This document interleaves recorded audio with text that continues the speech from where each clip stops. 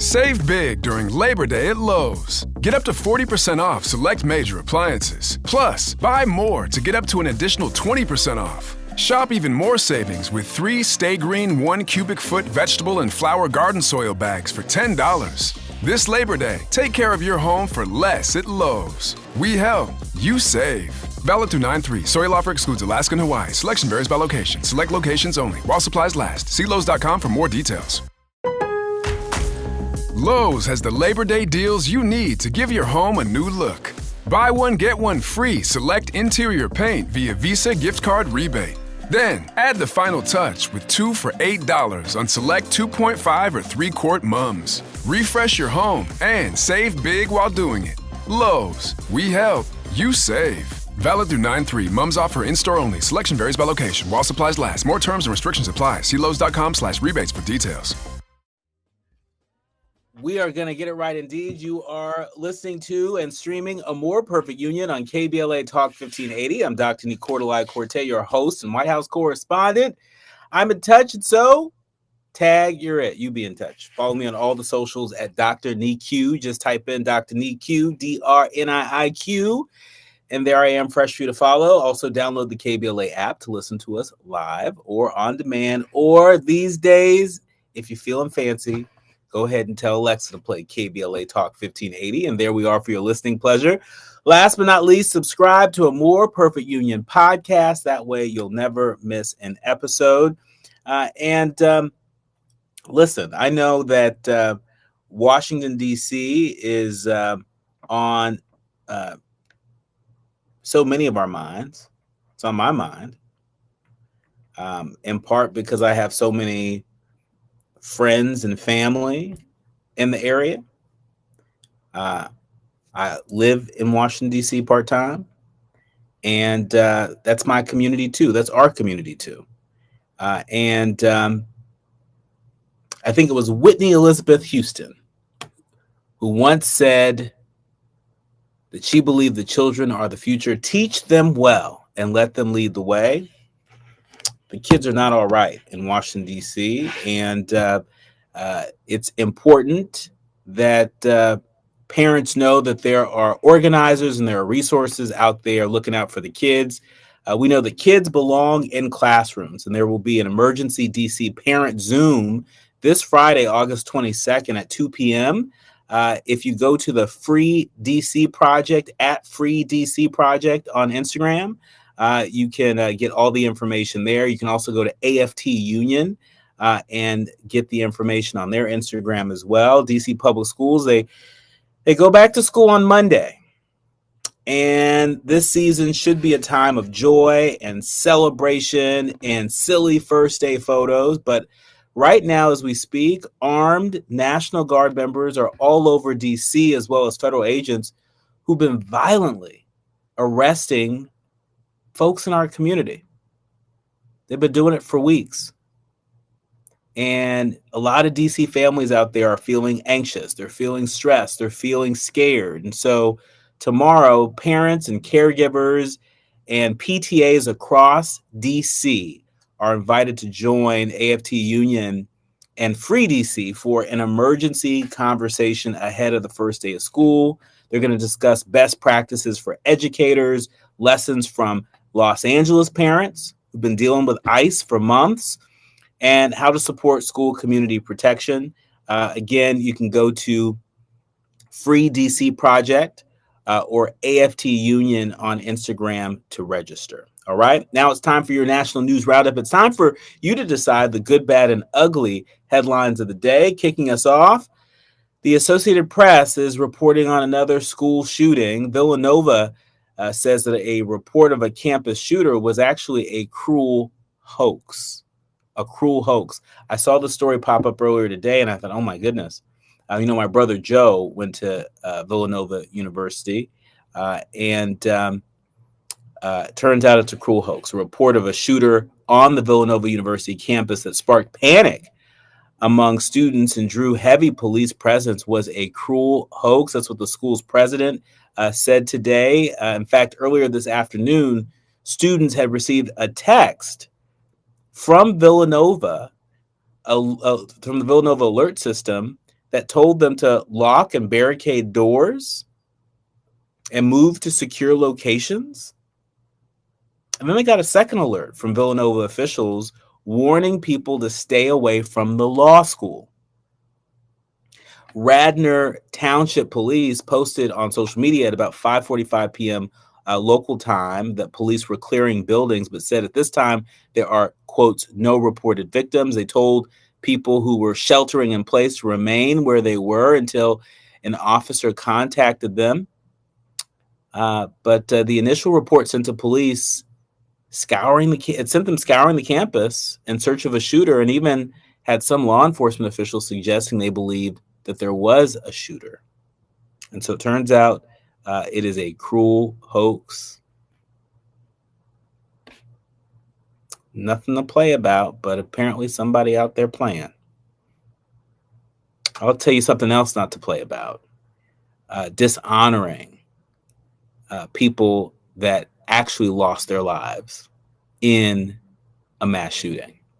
And that is what is happening in Florida today. The Trump administration removed Rainbow Crosswalk honoring 49 victims murdered at the Pulse nightclub. People magazine is reporting that a Rainbow Crosswalk honoring 49 victims of the 2016 Pulse nightclub massacre, remember that? Well, it was removed overnight on Wednesday following a new directive from President Trump's administration. The crosswalk is on Orange Avenue in Colorado. And Orange Avenue in Orlando, Florida, right next to the abandoned club that still stands as a memorial to lives lost. And in a statement on X, the Orlando mayor, Buddy Dyer, he called the covert update, quotes, a cruel political act. He went on to say that we're devastated to learn that overnight, the state painted over the Pulse Memorial Crosswalk on Orange Avenue, this callous action of hastily removing part of a memorial to what was at the time our nation's largest mass shooting without any supporting safety data or discussion is a cruel political act. Governor Ron DeSantis, whose Florida Department of Transportation was responsible for painting over the memorial, he defended the action on X, writing, quotes, "We will not allow our state roads to be commandeered for political purposes." The true directive, though, it came from Trump. It came from the Trump administration. On July 1st, Secretary of Transportation Sean Duffy, he sent a letter to governors of all 50 states and Puerto Rico, urging them to comply with his, quote, Safe Roads initiative aimed at eliminating distractions, quote unquote, distractions on non-freeway roads. While the letter didn't explicitly name rainbow crosswalks as a direct target of the initiative, Duffy made it clear when he posted on X, quotes, "Taxpayers expect their dollars to fund safe streets, not rainbow crosswalks." He went on to say political banners have no place on public roads. I'm reminding recipients of United States Department of Transportation roadway funding that it's limited to features advancing safety and nothing else. It's that simple. You see how that happened? You see how Trump, through his Secretary of Transportation, put pressure on the governor, who then put pressure on his Department of Transportation to do this, at night. You did this while people were sleeping. Like, if you're really about that life, do it in the daylight. Do it in the daylight. Oh, but you didn't want no cameras, you didn't want no photographs, you didn't want anybody to see you doing it. But you wanted them to feel the impact of you doing it. It's nasty work out there. Moving along, speaking of nasty work, gerrymandering has captured the nation's attention, but a lot of folks out there saying that it's actually a win, particularly for California Governor Gavin Newsom. The LA Times is reporting that California Republicans are appealing to the state Supreme Court to delay Governor Newsom's redistricting plan. Texas might also find itself in court with new maps Republicans there have devised, lots of attention on this. President Trump, he doesn't like uncertainty, especially when it comes to his power. And the midterm elections in 2026 are nothing but uncertainty. Republicans hold an Ozempic thin majority in the House at 219 to 212 with 4 seats vacant. And if Democrats were to take control, it would make autocracy really hard. So, Trump's team reportedly called up Texas and asked them to rig their election maps to gain 5 GOP seats and a comfortable margin for the election. Governor Newsom responded unexpectedly by pushing an if-then proposition for the same map rigging in California. If Texas does it, then so will we. So will we. And at this hour, it appears that California has. NBC News reporting that the California legislators pass redistricting plans to put a Democratic-drawn map before voters.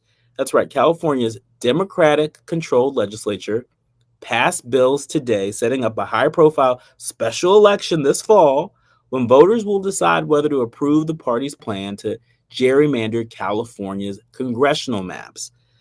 Governor Newsom has championed this proposal as a political counterweight to Texas's recent moves, and a lot of folks are rooting him on. A lot of folks out there rooting him on.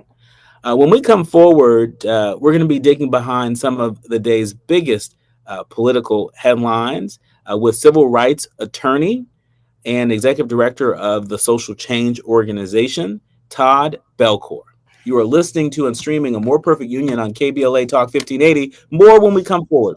You are listening to and streaming A More Perfect Union on KBLA Talk 1580. I'm Dr. Nii-Quartelai, and look, I am really delighted to welcome my next guest. He is no stranger to us here on A More Perfect Union.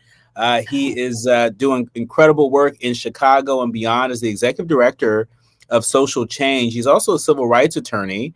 And we're delighted to welcome back Todd Belcourt. Welcome to the show. Thank you. Thank you for having me, good doctor. I appreciate the time. I appreciate you. I appreciate your perspective. There's a lot happening across the country, and we always appreciate you helping us to separate the fact from the fiction. And kicking us off, the Trump administration, they are slashing hundreds, or at least the Supreme Court is saying that they can slash hundreds of millions of dollars worth of research funding in a push to cut federal diversity, equity, and inclusion efforts. The Supreme Court's decision came down today. The split court lifted a judge's order blocking $783 million worth of cuts made by the National Institutes of Health to align with President Trump's priorities. The court's split decision, their 5-4 decision, came down today. Chief Justice John Roberts was among those who wouldn't have allowed the cuts, along with the court's 3 liberals, but that wasn't enough. That's only 4 votes. The High Court did keep the Trump administration's anti-DEI guidance on future funding blocked with a key vote from Justice Amy Coney Barrett. What do you make of this? What do you make of this for people who continue to bring a DEI consciousness to their work?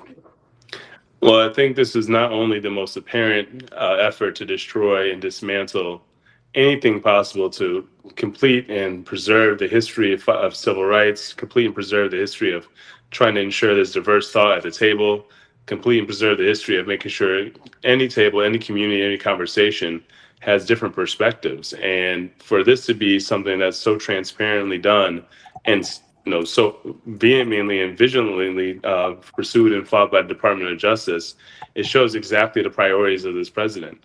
I mean, we have an economy where farmers are worried about getting their funds, where entire shipping companies are are concerned about tariffs and the secondary and primary impact of that. And entire communities are living in terror. And his concern is, what other ways can he take? What other steps can he take to undermine and completely take the legs out of an entire sector of the economy? And that's the thought economy, the brilliance economy, the excellence necessary to make sure that we continue to have the ideas, continue to have the atmospheres, continue to have the cultures necessary for our economy and our communities and our businesses to grow. I mean, part of it seems really foolish because the reality is that demographics are destiny. As much as you try to hide from it, we know that this nation has been browning, as some people have said, and that there are more multicultural, more multi-heritage individuals than there perhaps have ever been. And so the idea that the Supreme Court is letting the Trump administration cut nearly $800 million of research funding as a part of their anti-DEI push, how is it that people don't understand that, this is research doesn't just help folks of color and women and other minority groups. This helps everybody. I mean, Henrietta Lacks, her cells weren't just used for research that led to therapies that help Black people. Henrietta Lacks cells helped all people.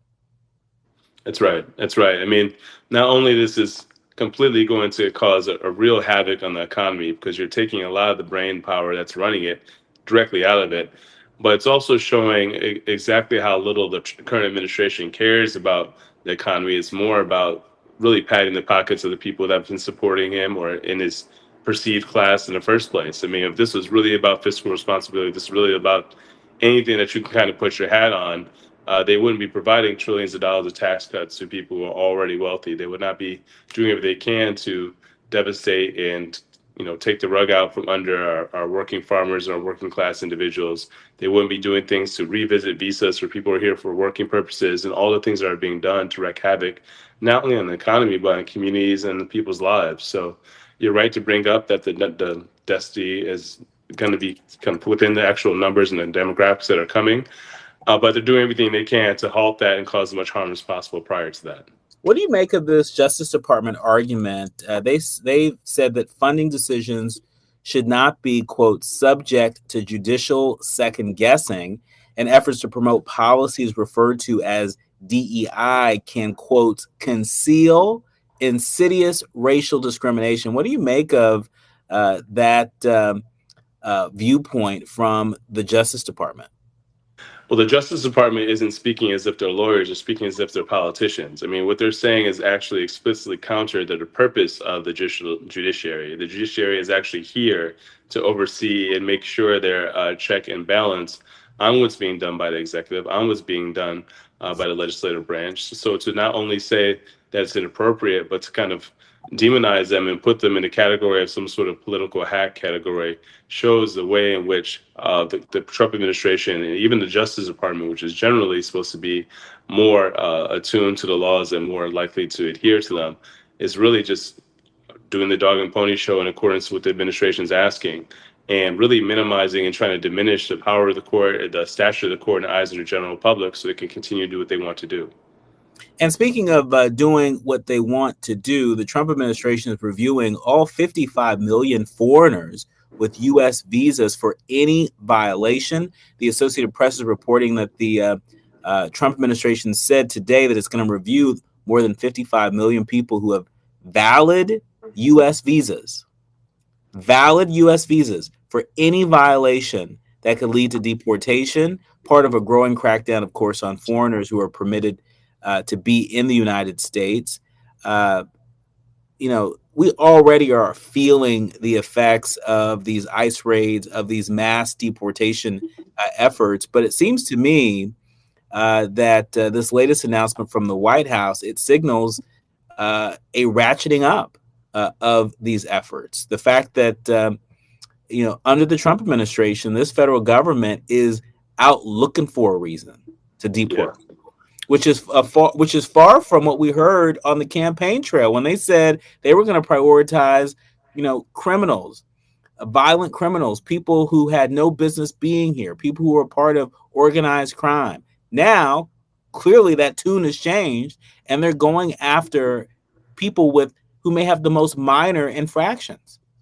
Yeah, at this point, you just said it, you nailed it on the head. I mean, this is not about pursuing criminals. This is about a cleansing. This is about making sure anyone who has a certain background doesn't only not feel welcome, but is more likely than not to be sent back home for something very minor, very technical, and certainly something that's not illegal. So there's a reason why this is taking place. And I think for people who are waiting for the writing to be on the wall, the writing's not only on the wall, it's being shouted out from the mountaintop that we don't want people here that don't look like the administration. If you look like the administration, then you know what that means. That means white people. I mean, if you're doing everything you can to take slavery out of the history books, if you're doing what you can to devastate and shatter and completely demolish DEI, if you're doing everything you can to make brown people feel uncomfortable, what more evidence do you need that this is a presidency that is not advocating for everybody, but more for the white people that actually put him into office? So it's time for people to wake up and pay attention to things like this. When people who are here legally are also expected to live in fear, also expected to be worried about technical infractions,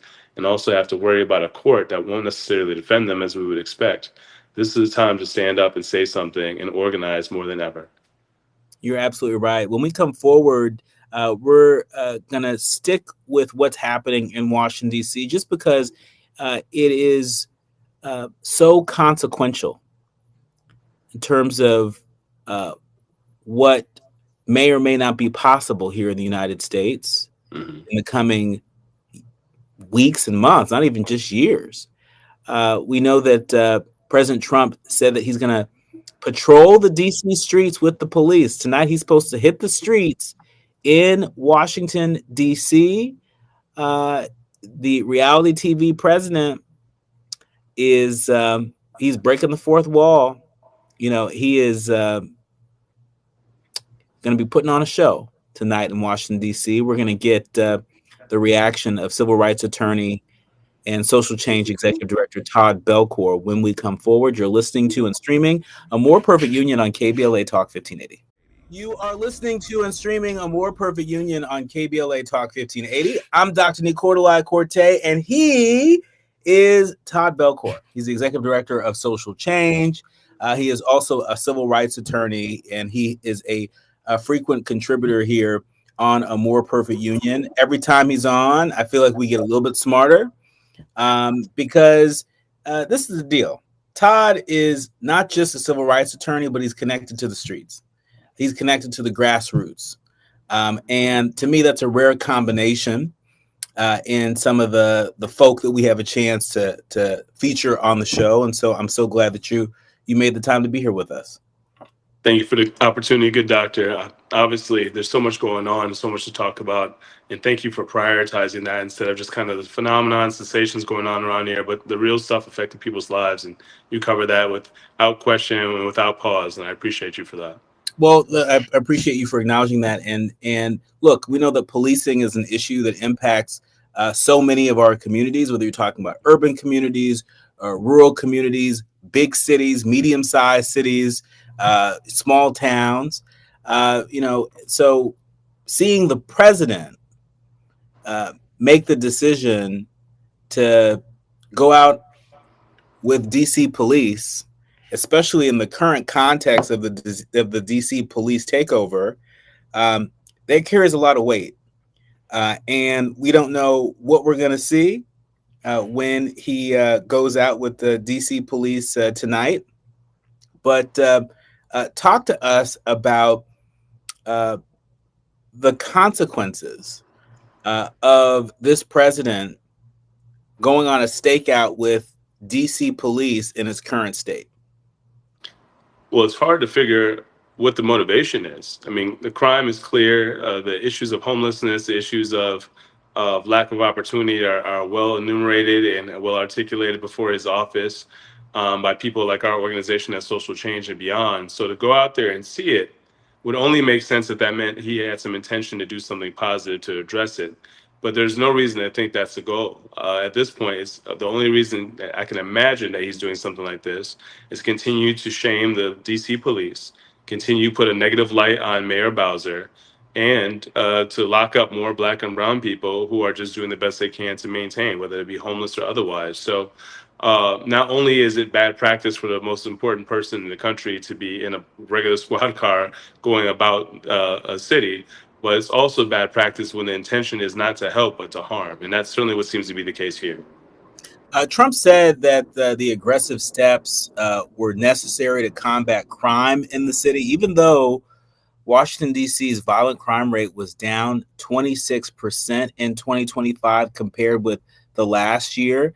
Talk to us about the stagecraft of this, right? And how the president going out, hitting the streets with the D.C. Metropolitan Police, how this stagecraft, how it serves this narrative that we all know to be false. If you're looking at the numbers show that violent crime is down in DC. And, I've been on the air and so many other people have been on the air and saying, look, there's always more to do when it comes to public safety. And so I don't mean to diminish, any examples of crime that folks have experienced. But I'm saying that DC is tracking in the right direction when it comes to violent crime, which is and that reality is at odds with what the president, his administration keeps saying. And so talk to us about what you believe the president is attempting to do, and how, the president's actions, may actually do more to erode trust between community and public safety than inspire it.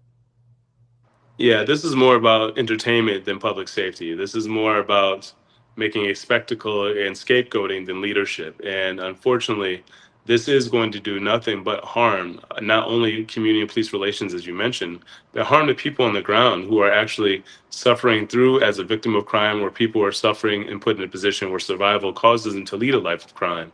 So, not only is it showing how tone deaf the president is, but it's also showing how he'll go through whatever steps possible to distract from all the harm he's causing on a grander scale to businesses, to communities, to families, in an attempt to just say, hey, well, look at the red meat. We have to do something about crime. And this is my way of showing I'm all in response to it by being in the squad car.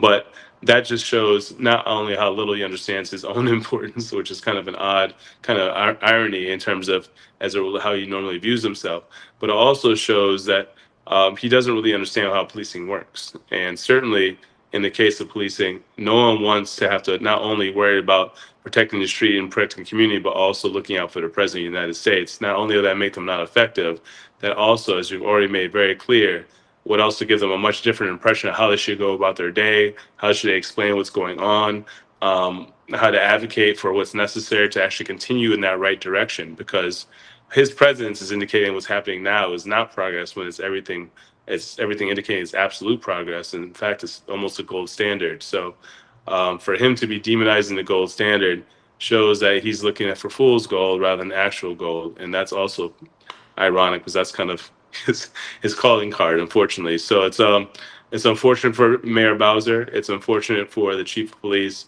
It's unfortunate for the community. And hopefully there are enough people who see through it on the federal end to put a check on that. You mentioned the DC police chief, and you're the perfect person to ask this question to. I keep thinking about the executive order that the police chief put out recently that basically rescinded a previous policy where DC police didn't coordinate, didn't collaborate with the feds when it came to encounters they might have had with undocumented folks in Washington, D.C. That has changed. And I put this question to the president himself, asking if he or folks in the administration had pressured the DC police chief to make this decision. It's no secret that this administration is not a fan of sanctuary cities. And I want to get your thoughts on whether or not that was the right move on the part of the DC police chief to give on this very specific issue that the president is striving to get other local leaders to bend on. That's right. We don't know the president's actual role in that actual conversation or in the outcome of the rescinding of that policy, but we know who the president is. And the president is someone who is willing to threaten, willing to engage in very clear retribution, all the things necessary to put the pressure on someone that they have. He actually, in this case, has some power over. Given the control that the federal government has over DC versus other states. And that's enough pressure to make a lot of people fold. Now, this would have been a great opportunity for the chiefs to stand up. But it's also hard to know what they're dangling over him in his life and what's going on overall.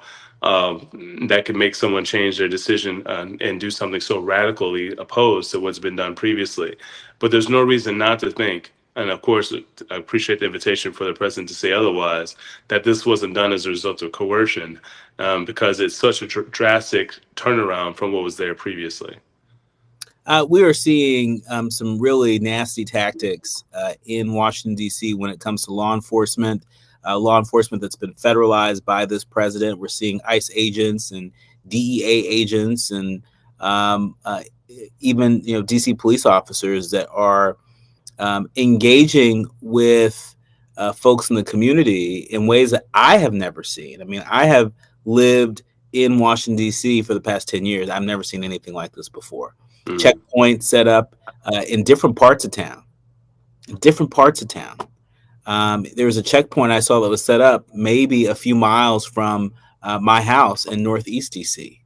And, seeing folks being snatched out of their cars, seeing Uber Eats drivers, seeing DoorDash drivers detained by federal officials.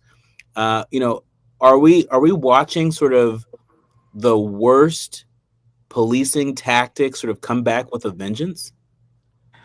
Well, I don't think they could be identified as policing tactics. This is actual criminal conduct that's not taking place on the community level, but actually on the governmental level. I think at this point, it's fair to say, and I think it's clear that what the government's currently doing is acting in state-sanctioned violence and state-sanctioned deprivation of freedom, and that is the most alarming form of governmental overreach and abuse of power. And I think he's inched towards these precipices for so long and done things that were kind of glaring and completely shocking to conscience for so long that when it gets to the point where it goes from, talking about getting criminals to talking about getting people who have visas just to double check to having checkpoints, you start to become immune to the previous level of egregious behavior, and the next level becomes only marginally worse. But when you look where we were 2 years ago, none of this was even feasible. So it's important for people to take a moment to see where we've come from, to be reminded how far this has gotten and how dangerous it is, not only for the people who do have who are without documentation, but their family members, people who love them, and the community in general who are in fear of being profiled, whether they're documented or not. By contrast, part of what we're seeing in Los Angeles, is what's possible. What's possible when we invest in pilot programs that free up police officers to do what they do best and to task first responders, crisis responders from doing what they do best. The LA Times reporting that LA touts results of using unarmed civilians instead of cops for some emergencies. The use of so-called unarmed crisis responders. There's a report that found that it not only offers specialized care to people who need help, it also allows LAPD more time to focus on traditional law enforcement. The ongoing pilot program has teams of licensed clinicians and social workers and community workers and therapists who work in pairs responding to calls around the clock 7 days a week. Over the first year, the program handled more than 6,700 calls, largely to conduct welfare checks and respond to reports of public intoxication and indecent exposure. Well, guess what? They saved police nearly 7,000 hours of patrol time by freeing them up for other tasks. And so while we're watching, some of the worst policing tactics being employed by folks who've been federalized by President Trump in Washington, D.C. By contrast, here in Los Angeles, we're seeing some successes with That's this right. pilot program.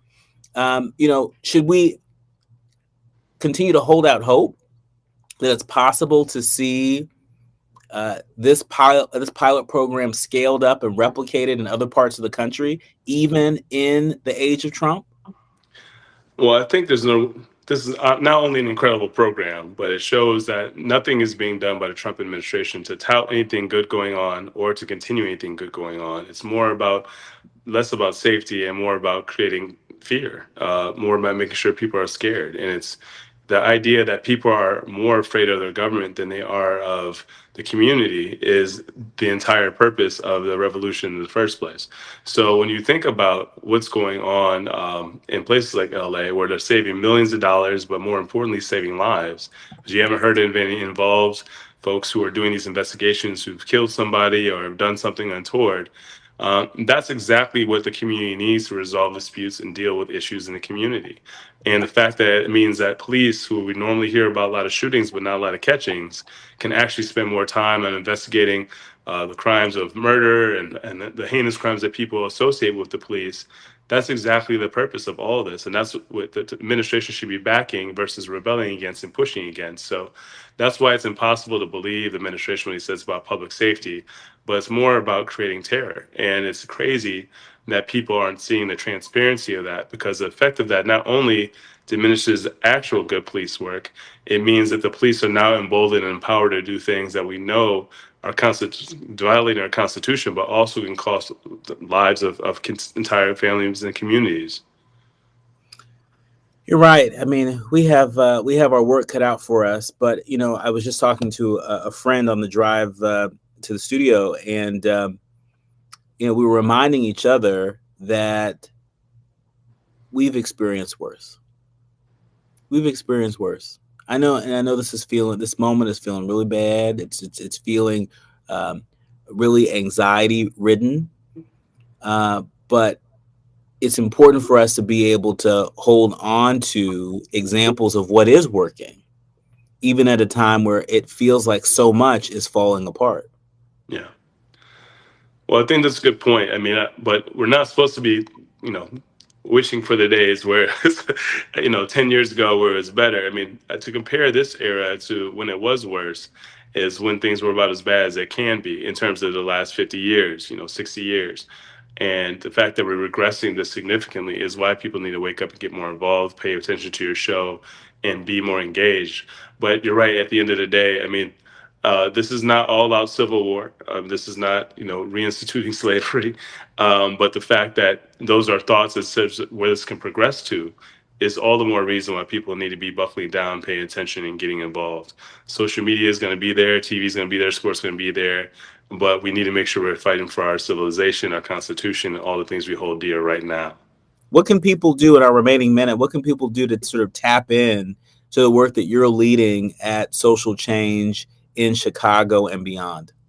Yeah, whether you're involved in voting rights or involved in justice reform or access to employment or housing, any of the things that we work on, the goal is for people not necessarily to get louder in their complaints, but to get more involved and closer to the issue, to be a part of the movement to resolve it.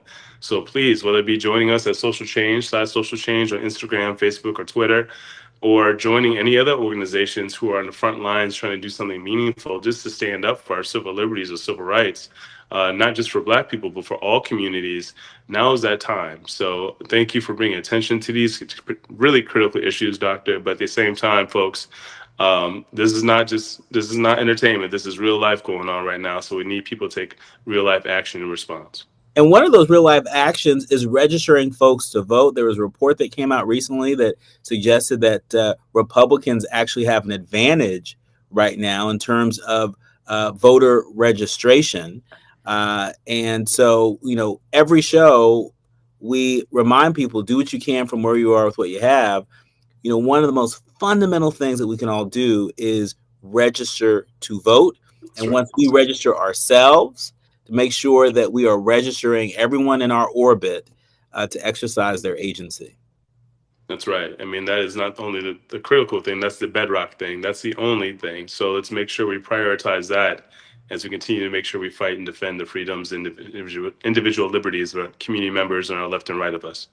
Our thanks to Todd Belcourt, Executive Director of Social Change. He's also a civil rights attorney and a frequent contributor here on A More Perfect Union. Thanks so much for all the work that you do on the front lines of change.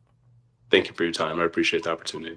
You're listening to and streaming A More Perfect Union on KBLA Talk 1580, The Quiet Part Out Loud, when we come forward.